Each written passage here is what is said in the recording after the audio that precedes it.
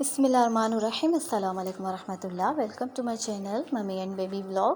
تو جی آج میں آپ کے ساتھ شیئر کر رہی ہوں بیف کے شامی کباب کی ریسیپی، اور ہم اس کو کس طرح سے مزیدار، ٹیسٹ فل اور ریشے دار شامی کباب بنائیں گے۔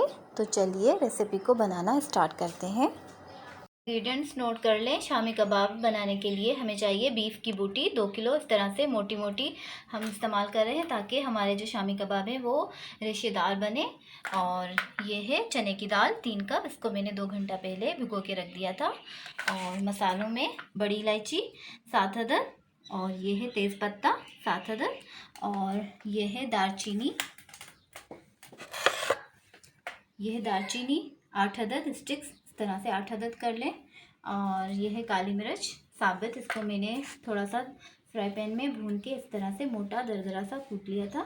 اور یہ ہے دھنیا پاؤڈر، تھوڑا سا موٹا والا ہے، موٹا کوٹا ہوا ہے، تو یہ بھی جائے گا 2 کھانے کے چمچ۔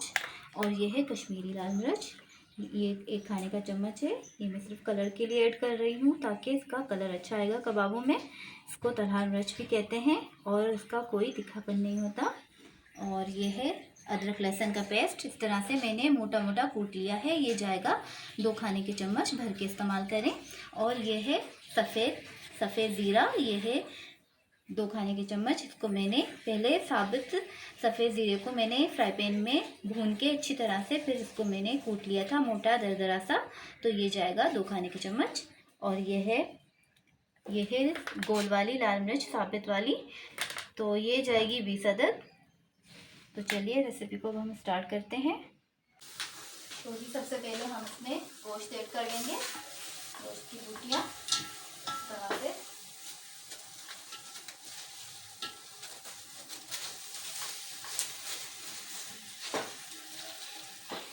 چنے کی دال ایڈ کر لیں گے،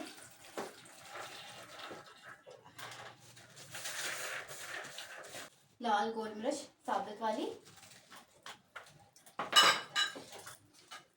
لہسن ادرک کا پیسٹ 2 کھانے کے چمچ بھر کے ایڈ کر لیں۔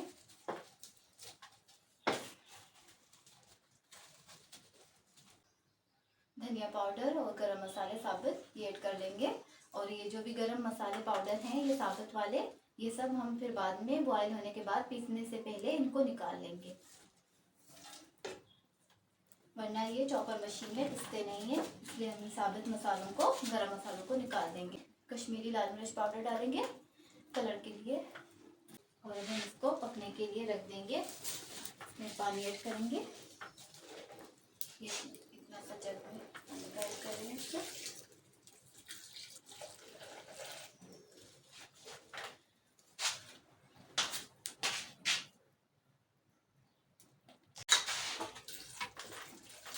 پانی اتنا ڈالیں گے جس میں یہ سارا مسالہ ڈوب جائے، بس یہی اس کا ناپ ہوتا ہے۔ اور آپ ویسے ناپ سے نہیں اس میں ڈال سکتے پانی، یہ بس دیکھیے جیسے ہی یہ ڈوب جائے گا اس میں، بس پانی اوپر آ جائے مسالے سے۔ تو تقریباً میں نے یہ 2 جگ پانی اب ہم کبابوں کو کور کر کے پکنے کے لیے چھوڑ دیں گے، تب تک پکائیں گے جب تک یہ دال اور گوشت گل نہ جائے۔ اس کو پکنے کے لیے رکھ دیں گے۔ نمک ایڈ کر لیں گے، اس میں نمک میں بھول گئی تھی تو یہ نمک بھی ایڈ کر لیں گے۔ اور یہ جو جھاگ اوپر آ رہی ہے اس کو ہم ریموو کر لیں گے کبابوں میں سے، اب اس میں ابال آ چکا ہے یہ دیکھیے۔ اور باقی جو کالی مرچ اور زیرہ تھا بھنا اور کٹا ہوا، وہ میں نے ابھی اس میں ایڈ نہیں کیا، یہ ہم بعد میں ایڈ کریں گے تو اس کی خوشبو آئے گی، ورنہ ابھی اس میں ایڈ کر لیں گے تو ان کی خوشبو نہیں آئے گی۔ تو جی اب دیکھیے یہ بالکل ڈرائی ہو چکا ہے، اور اس کا پانی بھی ڈرائی ہو گیا ہے۔ اب ہم اس میں اس اسٹیج پہ آ کے اب ہم اس میں کٹا ہوا زیرہ، بھنا اور کٹا ہوا زیرہ شامل کریں گے تاکہ اس کی خوشبو آئے۔ پکاتے وقت اگر اس کو ہم ڈالتے تو اس کی خوشبو نہیں آتی، اس لیے۔ اور دوسرا ہم اس میں ایڈ کریں گے تقریباً 1 کھانے کا چمچ کالی مرچ، موٹی کٹی ہوئی کالی مرچ 1 کھانے کا چمچ یہ ایڈ کر لیں گے اس میں۔ اور باقی آپ اپنے ٹیسٹ کے مطابق مرچ ایڈ کریں. اور اس کے بعد ہم اس میں اب جو ہے وہ ہری مرچ، ہرا دھنیا اور پودینہ باریک کاٹ کے وہ ایڈ کریں گے پیسنے کے بعد. اور یہ جو گرم مسالہ ڈالا تھا ہم نے ثابت، اس کو بھی ہم نکال لیں گے. یہ دیکھیے جی، یہ جو میں نے ثابت گرم مسالہ کبابوں میں ڈالا تھا وہ میں نے نکال لیا ہے. اب میں کبابوں کو گھوٹنے کی مدد سے گھوٹ لوں گی اس طرح سے. اگر آپ اس طرح سے گھوٹنا نہ چاہیں تو پھر آپ جو ہے وہ چاپر مشین میں ڈال کے پیس لیں، کوئی مسئلہ نہیں ہے. اور اگر آپ اس طرح ریشے دار بنانا چاہ رہے ہیں تو پھر آپ اس کو، کیونکہ یہ کافی گل چکا ہے گوشت، تو یہ اچھی طرح سے ریشہ بن جائے گا. اور یہ نیچے سے بھی لگ رہا ہے تو میں اس کا بند کر دیتی ہوں فلیم. اسے اچھی طرح سے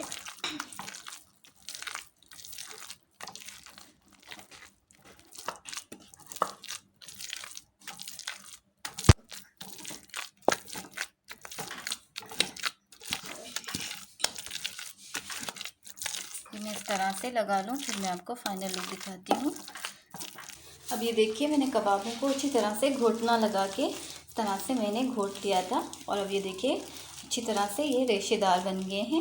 اب ہم اس میں مسالے ایڈ کروں گی، ہرے مسالے اور انڈا ایڈ کروں گی. دیکھیے پودینہ تقریباً 2 کھانے کے چمچ کے برابر میں نے اس میں ایڈ کیے ہیں. اس کو باریک باریک کاٹ لیا تھا پودینے کو. ہرا دھنیا آدھا کپ،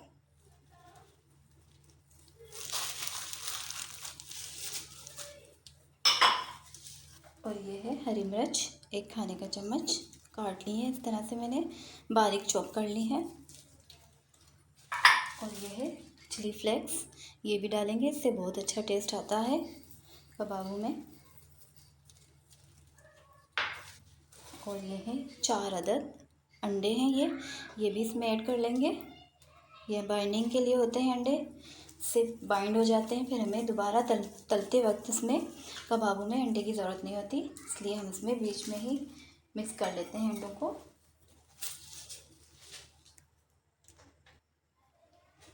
یہ ہے چاٹ مسالہ 1 چائے کا چمچ، یہ بھی ایڈ کر لیں گے، اس سے بھی بہت اچھا ٹیسٹ آئے گا.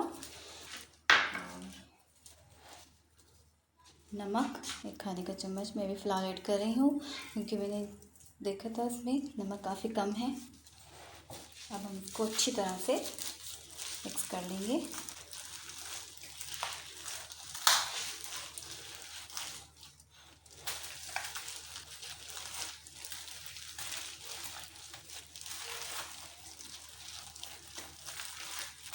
اچھی طرح سے مکس کر کے پھر ہم ان کی کباب بنائیں گے. کباب بنا کر پھر ہم ان کو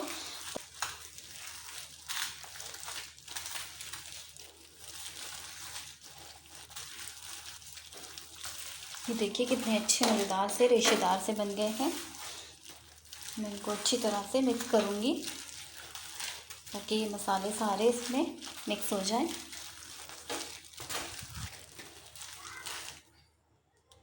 اب یہ دیکھیے میں نے اچھی طرح سے ان کو مکس کر لیا ہے.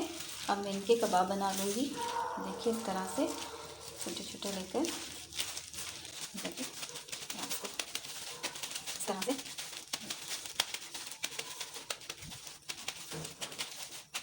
یہ دیکھیے پھر کر لیں سائڈوں سے، اس طرح سے بناتے جائیں.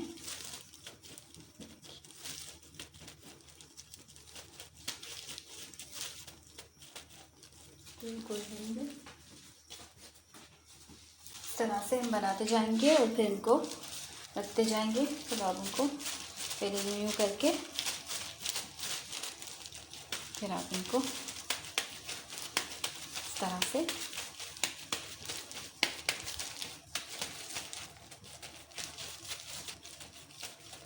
دیکھیے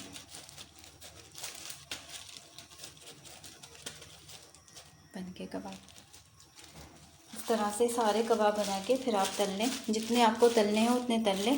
باقی جو ہے وہ ان کو آپ فریز کر کے رکھ دیں، کافی 2 مہینے تک خراب نہیں ہوں گے، کیونکہ ہم نے اس میں کچی پیاز نہیں ڈالی. کچی پیاز ڈالنے سے بھی جلدی خراب ہو جاتے ہیں. تو ہم نے اس میں کبابوں میں कच्ची प्याज नहीं डाली है। और बाकी मैंने अंडे जो कबाबों में डाले थे वो 4 अंडे डाले थे, तो मुझे कम लग रहे थे मिक्स करते वक्त, तो फिर मैंने 1 अंडा और भी ऐड कर लिया था। तो आप भी ऐसे कर सकते हैं। वैसे 2 किलो गोश्त था तो मैंने इसमें 5 अंडे ऐड किए हैं। आप चाहें तो 6 भी ऐड कर सकते हैं और चाहें तो 4 भी ऐड कर सकते हैं, आप पे डिपेंड करता है। और नमक और मिर्चें भी आप कम या ज़्यादा कर सकते हैं। और ये बिल्कुल रेशेदार बने हैं। और दूसरा ये कि अगर आपसे घोटने से नहीं होता तो आप इसको चॉपर में डाल के चॉप कर लें, क्योंकि घोटने में ज़्यादा मेहनत होती है। तो इसलिए अगर नहीं कर सकते तो कोई मसला नहीं है, चॉपर में भी अच्छे ही बन जाते हैं। वैसे मैं चॉपर में ही बनाती हूँ ज़्यादातर, घोटना नहीं लगाती क्योंकि उसमें ज़्यादा मेहनत होती है और चॉपर में कम मेहनत होती है, जल्दी कबाब मैश हो जाते हैं, मिक्स हो जाते हैं। ये देखिए इस तरह से सारे कबाब बना के फिर हम इनको तल लेंगे। ये देखिए मैंने फ्राई पैन में ऑयल को गर्म कर लिया है, मैं इसमें शामी कबाबों को तल लूँगी।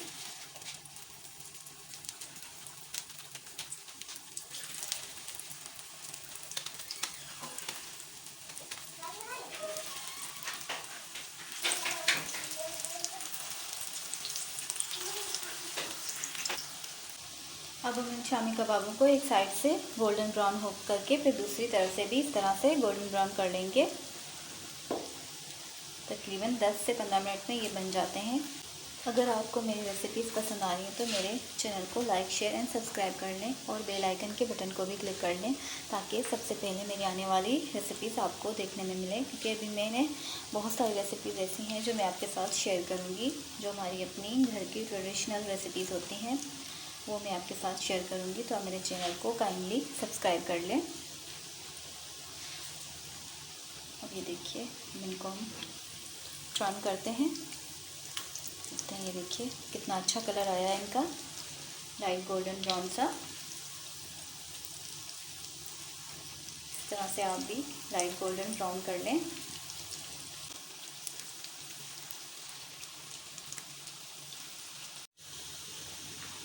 अब ये देखिए दोनों तरफ से अच्छी तरह से पक चुके हैं।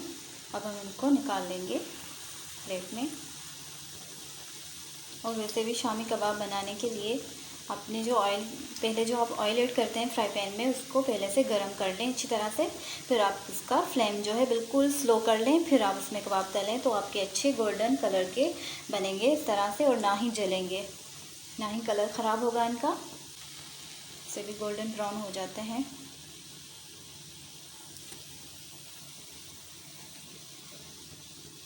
ये देखिए जी कितने मज़ेदार से रेशेदार से कबाब बने हैं। ये देखिए इनका रेशा कितने रेशेदार बने हैं। आप इस तरह से बनाइए, बहुत ही मज़े के बनते हैं। ये देखिए ये घुटने की वजह से इस तरह से रेशे बने हैं, और चॉपर में इस तरह के रेशे नहीं बनेंगे। तो आप भी मेरी रेसिपीज़ को ट्राई कीजिए, ज़रूर ट्राई कीजिएगा, आपको पसंद आएगी।